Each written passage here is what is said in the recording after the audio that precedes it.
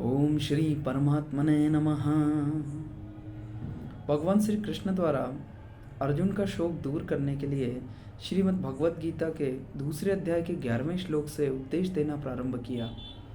श्री भगवान उवाच अशोच्यान अन्वशोचस्त्वं प्रज्ञावादांश्च भाषसे गतासून अगतासूंश्च नानुशोचन्ति पंडिताः। मनुष्य को शोक तब उत्पन्न होता है जब वह संसार के प्राणियों और पदार्थों में दो विभाग कर लेता है, अर्थात ये मेरे हैं और ये मेरे नहीं हैं, ये मेरे निजजन हैं और ये मेरे निजजन नहीं हैं, यह मेरे वर्ण के हैं और यह मेरे वर्ण के नहीं हैं, यह वस्तु मेरी है, यह वस्तु मेरी नहीं है। जिन चीज़ों को वो अपना मानता है उनमें उसकी आसक्ति, कामना, ममता और प्रियता रहती है तथा उनके थोड़े से भी नुकसान से मनुष्य को चिंता, शोक, भय और व्याकुलता से व्याप्त हो जाता है। भगवत गीता के पहले श्लोक में धृतराष्ट्र द्वारा कहा गया मामकाः पांडवश्चैव किम कुर्वत संजय, अर्थात मेरे और पांडु पुत्रों ने क्या किया।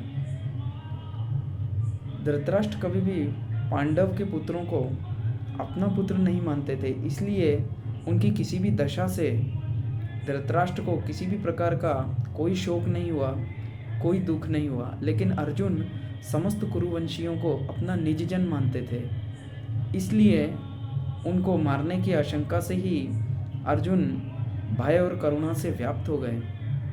तब भगवान ने उन्हें समझाया कि इस संसार में सिर्फ दो वस्तुएं हैं, सत और असत।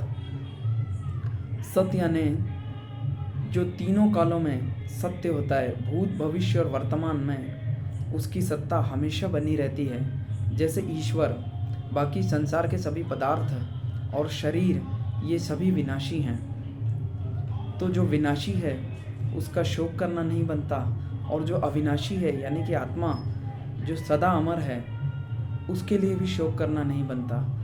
इसलिए भगवान श्री कृष्ण अर्जुन से कहते हैं कि तुम शोक नहीं करने वाली वस्तुओं के लिए शोक करते हो और पंडितों की तरह बातें करते हो। पंडितों की तरह बातें अर्जुन की वो इस संदर्भ में कह रहे थे कि अर्जुन ने सारी चीज़ें बताई कि कुल के मारने से कुल का नाश हो जाएगा, कुल का नाश होने से स्त्रियां दूषित हो जाएंगी, स्त्रियों के दूषित होने से वर्ण संकर हो जाएगा, और वर्ण संकर के होने से जो पितृ हैं उनका भी पतन हो जाएगा। मतलब इस प्रकार अर्जुन ने सारी ज्ञान की बातें की।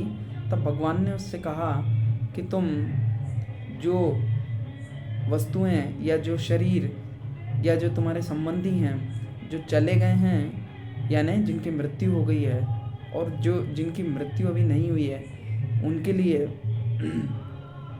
बुद्धिमान व्यक्ति शोक नहीं करते, इसलिए तुम्हें भी नहीं करना चाहिए।